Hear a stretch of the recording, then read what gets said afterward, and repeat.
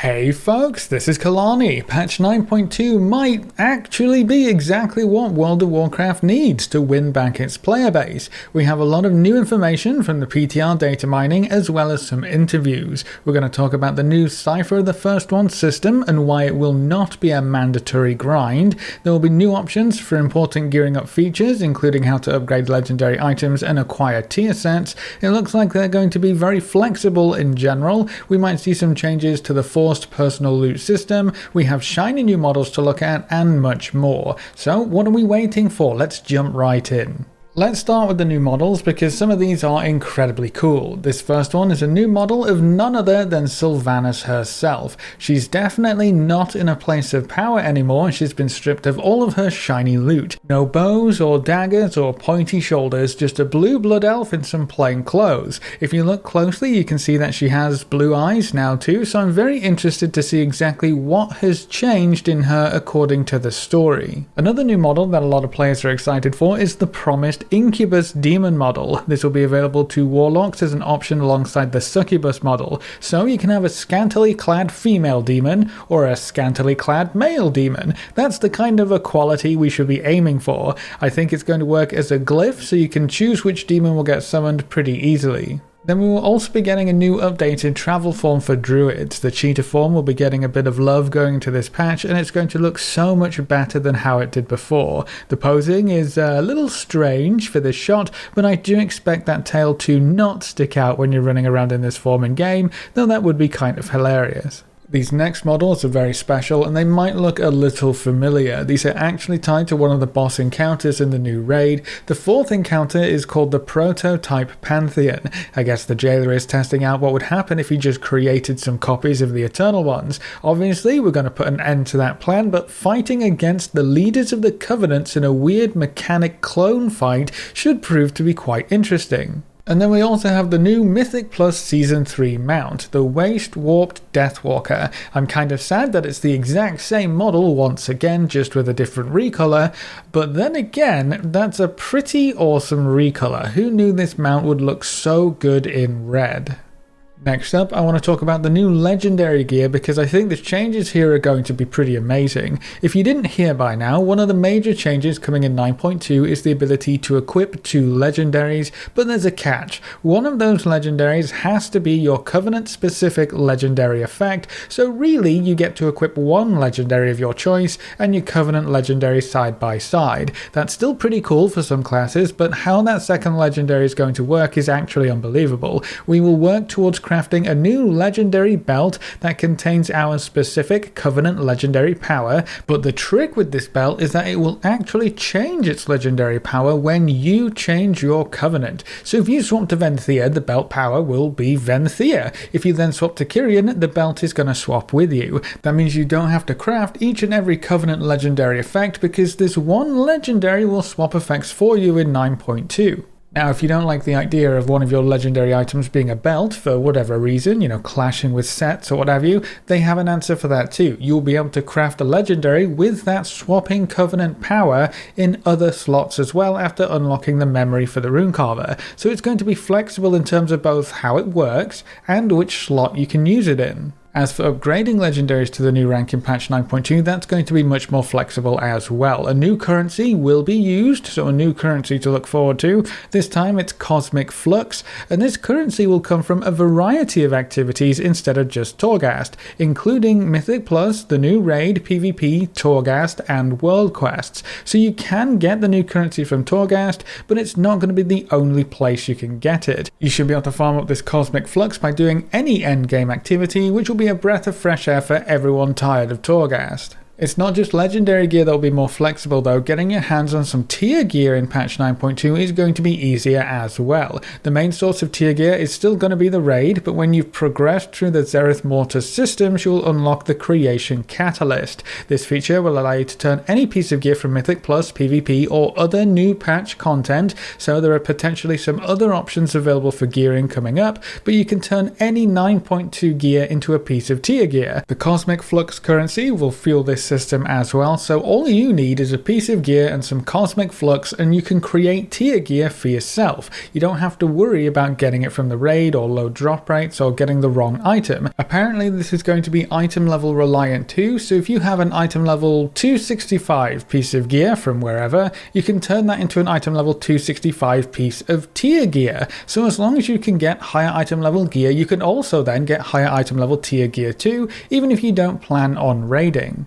They also said the tier set pieces will have static stats, so no matter what stats your gear has, it will not affect the tier gear you create. So you also don't have to worry about collecting the perfect piece from Mythic Plus or whatever to turn into tier gear, which is nice too. The blue post also mentioned that gear collected before you unlock the catalyst will also count, so it's going to be worth holding onto any spare gear just in case. Set pieces also won't have any tertiary stats, so you won't need to craft the same item over and over again to hope for a better piece. Set items will also be the exact same thing no matter where you get them from. There's also some new info about the 9.2 raid, the Sepulchre of the First Ones. This raid is going to be huge, perhaps even the largest raid size-wise in WoW's history. So large in fact that there will be flight paths throughout the raid that you unlock as you kill bosses, and there are going to be shortcuts planned to skip bosses later on.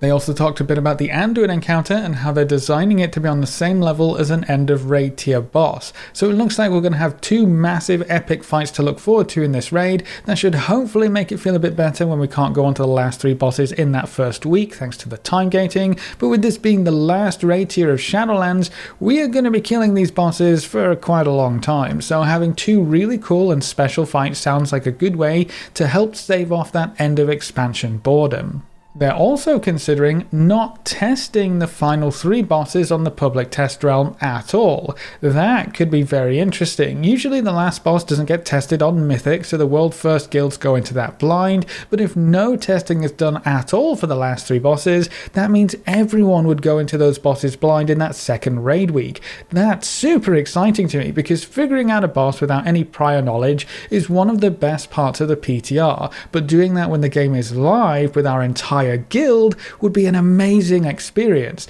Nothing is set in stone just yet though, sadly, so we'll have to wait and see on that one. The dev team also mentioned some mistakes that they made with the Sanctum of Domination that they're going to make sure they don't repeat. The key problem highlighted was the huge waiting for cooldown strategy for many of the raid's bosses, especially on Mythic mode. So many bosses had very specific timers to follow, which led you to waiting for cooldowns on many bosses, sometimes for more than a minute. Standing there doing 0 damage so you can wait out the phase timer is pretty boring for everyone involved, so I'm glad they actually think that's an issue and hopefully won't make any bosses in the new raid that require that kind of thinking. They also made a note of the Sylvanas encounter and just how long it was. If you haven't done this fight recently or haven't done it on Mythic, it's a 15-minute long fight.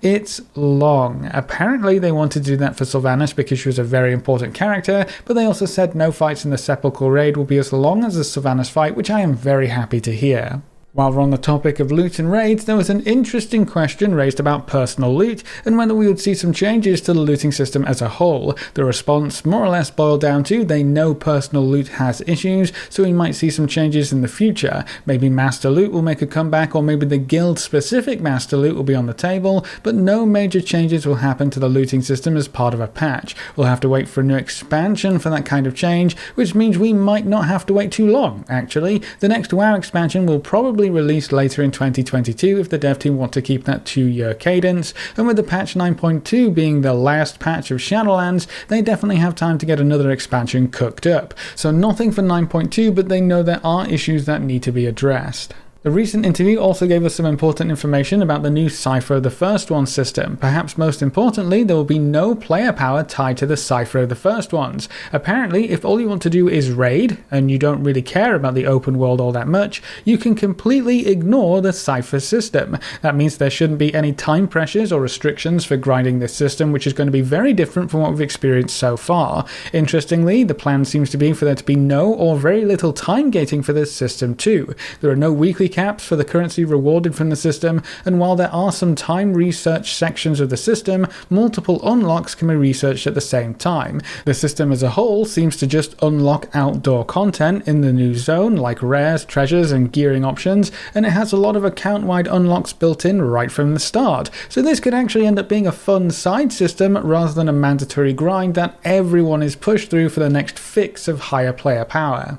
We also know there will be some updates to Torghast as well, even though we won't need to go back there for our new legendary upgrades. There are going to be new floors. We can go up to floor 16, I believe, and there will be a new wing called the Jailer's Gauntlet. This wing is going to be a bit different. They're calling it a boss rush mode. I guess the plan is to just go from big boss to big boss on each level of your run, so maybe there won't be as much trash, or it's just going to be a lot of bosses in a row. That could actually end up being pretty fun, especially for the classes that can really kick out some amazing single target damage in Torghast. They also mentioned that the only new goodies coming from Torghast will be cosmetic only, so you won't have to go back into Torghast if you really don't want to. There will also be no new updates for the Box of Many Things, so nothing to look forward to on that front.